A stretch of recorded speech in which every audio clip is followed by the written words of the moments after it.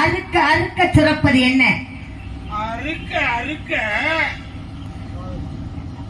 அறுக்க அறுக்க சுரப்பது தென்னம்பாலை.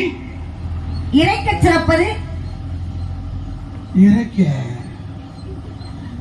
இறைக்க அதாவது இறைக்க இறைக்க சுரப்பது மணற்கேணி. முடிந்து விட்டதா?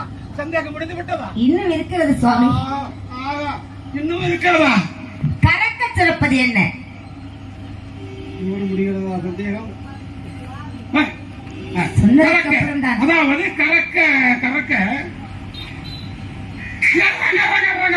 கறக்க கறக்க கறக்க சுரப்பது அதாவது பசுவின் பால்.